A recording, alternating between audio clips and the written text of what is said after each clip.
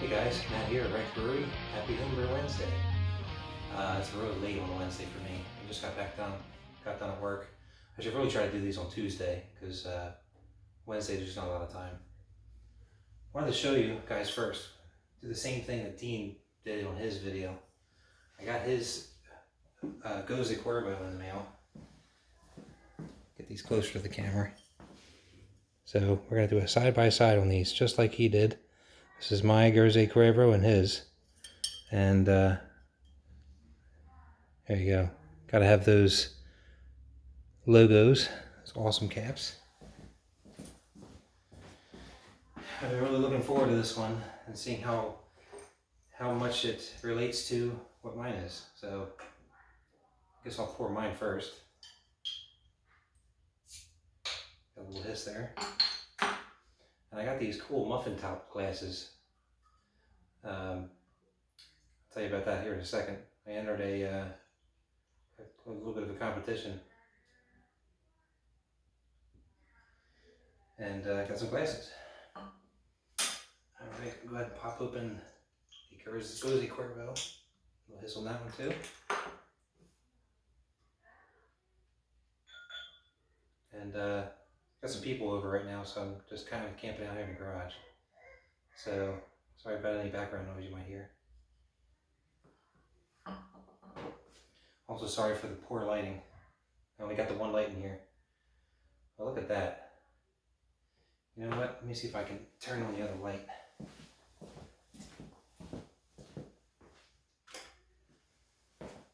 I don't know if that's going to help. We're going to try to do this in one take.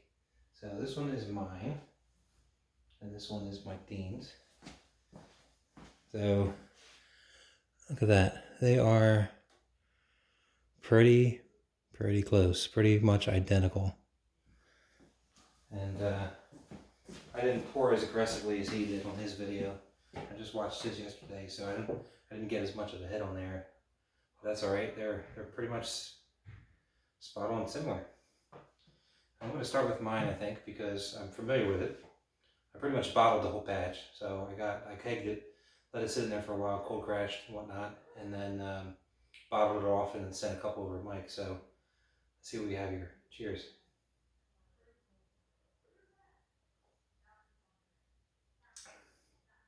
Oh yeah, still like I remember it. I had one of these last week. You definitely get a lot of those margarita type characters in that. Doing it a little bit backwards. Taste first, then smell. I was thirsty. But you don't get a whole lot on the aroma on this one. I mean, it's a very clean smelling beer. I do get a little bit of that maybe sea salt that I can smell there. Maybe like a hint of lemon lime, but it's not. It's barely there. It's just a very clean beer that way. But when you taste it though, I definitely get the salt there. I can probably, I don't know, I might be able to pick out a little bit of that tequila essence. But it's awesome. It's like tasting a margarita. If there were such a margarita beer, this is what you have. Yeah. All right. I want to see what Mike's got going on here. I want to do this correctly this time. We'll do the sniff test first. Yeah, this has a little bit more of a pronounced smell to it. Mine's kind of like it's really low grade as far as like getting anything out of it. You can definitely get a little bit of the lemon lime, but it's faint. His, I can definitely smell a little bit more of the lemon lime smell to it. I don't smell, mine's a little bit more pronounced with the sea salt. I definitely get a little bit of that in the smell. I don't get that off of his. But it's very similar smelling. Let's go in for the taste. Cheers.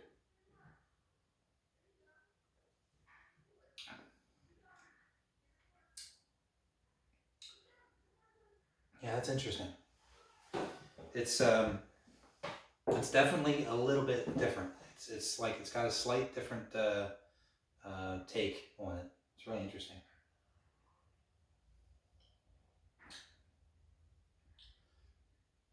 It's maybe a little bit sharper. I think he mentioned that he used some citric acid. I didn't use that, and that's probably what I'm tasting here because I get like a little bit of the definitely get the more of the lemon lime taste from his than I do in mine, and it's got like a little bit of maybe, I don't know how would you describe it, like a little bit of twang, maybe a little bit of sourness that comes out of that. So that's probably coming from that citric acid. Then now that he mentioned it, that's probably what that is. Yeah, it's very good, very delicious. I mean these both came out really good. Yeah, it's interesting. Mine's a little bit more. I don't know. I think mine's maybe a little bit more mellow. Maybe it's because of that citric acid that's there that's throwing it off a bit. I don't know. But it's, I mean, it's still it's wonderful. They're both really good. I think these two beers, or this beer, this beer would have been great to brew in the summer. We definitely did it out of season. This is a very refreshing beer. It's a crusher. I mean, both of them are, and they're well carbonated. They may not look it, but they are.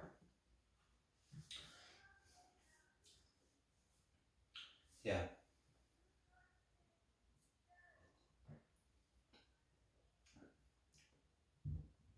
Yeah, Mike, good job, man. This is a really cool thing to do. I think I may have said it in a previous video. Wally and I made the strawberry blonde ale.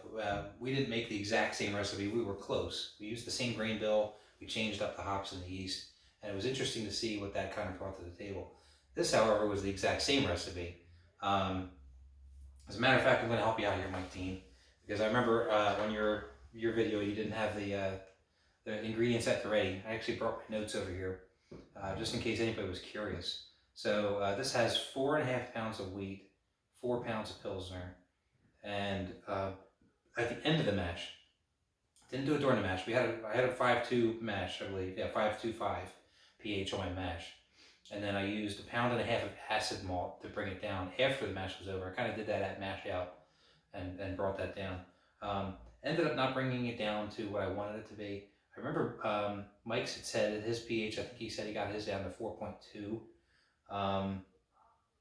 So I was trying to aim for that same range, like I think by the style it was something like 3.8 to 4.2 or 3.8 to 4.4, somewhere in there. So I was trying to aim for like the 4.0, 4.2 range. And I didn't quite get that with the mash, with the malt itself. So I did add a little bit of lactic acid. I have a note here that I put in 3 milliliters of lactic acid. And so with all of those things going on, that brought me down to 4.12. And I was happy with that. I kept the water profile pretty basic. I didn't really do a whole lot. My water here is very soft. Doesn't have a lot in it. So I did very, very little to the water. My notes say that I put in 2 grams of gypsum and 1 gram of calcium chloride. Just a little something to kind of round things out. And bring those numbers up a little bit. But that worked out really well. I mean, this beer has turned out nice. It's not clear. I guess it's not supposed to be.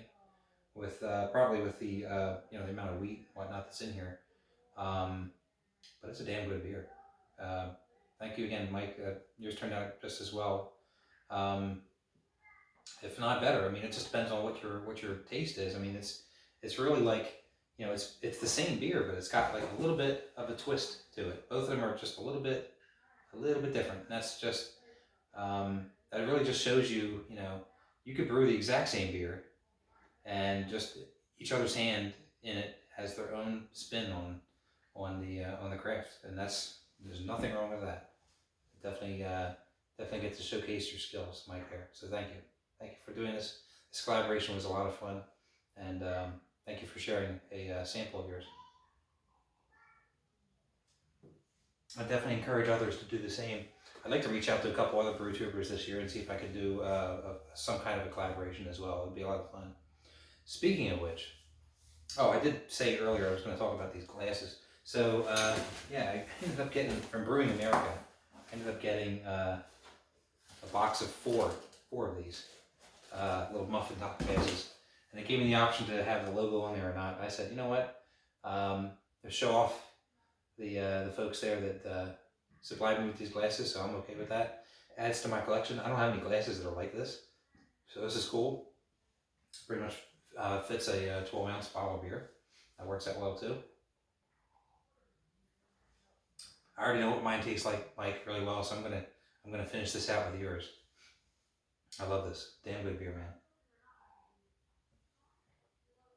man. Other things that are going on, just quickly update, just to make this not video, this video not take too long. Um, I do have some brewing coming up. I don't know when I'm going to do it.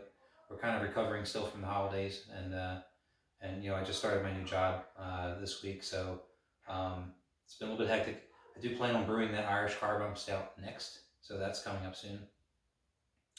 If I can, I'm going to try to get maybe I'll get to that next week, but I do want to get to it soon because I did enter that yeast experiment with some of the other guys. I know that Wally got in on that, Mike Dean's in on that, Gary's kind of putting it together, and a few others are there. So that's going to be a lot of fun. I definitely want to take a part of that. The SJ Pour Challenge this year has actually moved up in time to the spring. So that's going to be coming around the corner before I know it too. So so I definitely want to brew that beer. I've been talking about brewing that beer for a little while now, and it's just with the holidays, the end of the year stuff, it just wasn't happening. So yeah. Oh, and I'll probably, let me see. There's the Homebrew Club meeting coming up probably, I believe it's 2 weeks from now. So when that happens, I'm going to be getting an award. If anybody follows me on Facebook, you guys would have seen it. Just for the fun of it, I entered a couple of competitions last year. And I don't know if I mentioned this on a previous video or not. And if I did, I apologize. But a week or so ago, I got notified that my margin beer in the Palmetto State Open that occurred in the beginning of December took 3rd place in that category. That was a really cool surprise. I was not expecting that at all. In fact, that's not what I was going for last year. This year I may try to win some stuff, but last year I was really just looking for feedback. After taking a blow in the the HJ Port Challenge and not making it past the first round, that it was a little bit discouraging. I thought I had a damn good beer. I got a lot of good reviews from family and friends. I got some decent reviews from some of you guys that I sent stuff out to. I was really surprised I didn't make it out of the first round. It is what it is. I still had a lot of fun.